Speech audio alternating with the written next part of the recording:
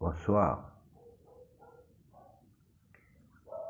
C'est la première partie du thème le contenu de l'intérêt d'Haïti, 19e, 20e et 21e siècle. Ce thème a 3 titres et nous allons présenter le premier titre pour une redéfinition du contenu de l'intérêt d'Haïti. Ce titre a 3 sous-titres. Premier sous-titre que nous allons présenter, l'intégration de la paysannerie haïtienne dans l'histoire d'Haïti. Le deuxième sous-titre, un bilan négatif de la classe dominante aux classes moyennes. Le troisième sous-titre, l'entrée en scène de l'armée au sein d'un pouvoir civil. On dit souvent que les mêmes causes produisent les mêmes effets. Pour ne pas en arriver là, il faut repenser le contenu de l'intérêt d'Haïti, car les passions de 1946 et 1986 n'ont apporté aucun changement véritable au sort des classes moyennes et de la paysannerie haïtienne. Il ne faut plus avoir recours à la tradition. D'abord, les pères fondateurs ont imité le projet colonial comme cadre global à leur portée. Et nos révolutions politiques de 1843 à 1915, avec leur lot de pillages et de destruction matérielle, ont toujours mis au pouvoir un président avec la caution et le poids d'une base démographique certaine.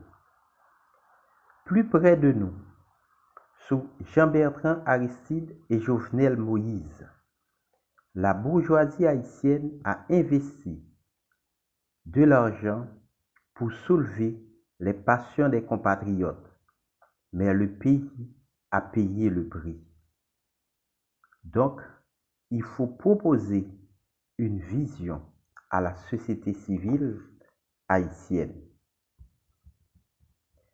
L'intégration de la paysannerie haïtienne dans l'histoire d'Haïti. Premier sous-titre. Premier titre. Premier sous-titre, excusez-moi. Accablé par la famine, la maladie, la terreur et la dévastation naturelle, la paysannerie haïtienne doit faire partie du projet nouveau. Ce n'est pas grâce à des slogans politiques, à l'instar de Jean-Jacques Akaou et autres, que je vais contribuer à maintenir l'élan collectif. La volonté collective qui seule permet à un peuple de survivre en tant que peuple. Détentrice de l'authenticité culturelle, la paysannerie haïtienne n'est pas obligée de suivre l'imitation de l'Occident par les élites haïtiennes. Quand je parle de l'Occident, ce n'est pas un lieu, il n'est pas à l'ouest, mais c'est un projet. En 1803, une guerre d'extermination orchestrée par les chefs des Nouveaux Libres a décapité les chefs bossals pour barrer la voie au projet des cultivateurs armés, dont les revendications sont les suivantes: le créole, le vaudou, la petite propriété, la production vivrière. En 1844, un leader paysan du Sud, Jean-Jacques Akaou, plus lucide que Jean-Baptiste Gauman dans la Grand'Anse 1806-1819, avait réclamé une réforme agraire, le pouvoir d'achat et de l'instruction. L'échec d'Akao en 1846 dans les Nippes, loin de sa base sociale, a prouvé que la paysannerie haïtienne ne constitue pas une classe sociale et est victime du localisme ou du régionalisme. On peut citer le piquetisme dans le sud, le kakourisme dans le nord et dans le centre, mouvement paysan papaye de Jean-Baptiste Chavannes. Malgré la similitude de leurs intérêts, l'ignorance et la superstition, un vaudou noyauté par la sorcellerie, les empêchent de créer entre eux aucune communauté, aucune liaison nationale, ni aucune organisation politique. Sur le plan politique, ils ne peuvent se représenter eux-mêmes. Ils doivent être représentés. Je parle des paysans. Leurs représentants doivent en même temps leur apparaître comme leur maître, comme une autorité supérieure, comme une puissance gouvernementale absolue qui les protège contre les autres classes et leur envoie d'en haut la pluie et le beau temps. Pour les problèmes économiques d'Haïti,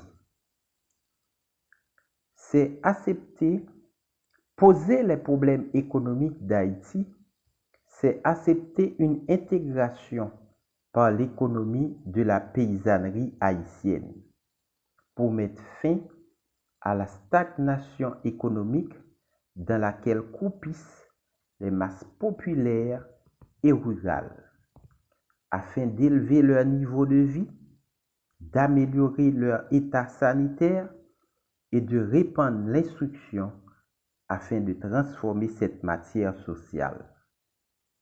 Ce n'est pas de réforme ni d'accommodement qu'on peut atteindre le relèvement social de la paysannerie haïtienne, mais d'une renaissance, car l'agriculture haïtienne est caractérisée par l'empirisme, la routine et surtout par l'absence du perfectionnement de certaines techniques culturelles.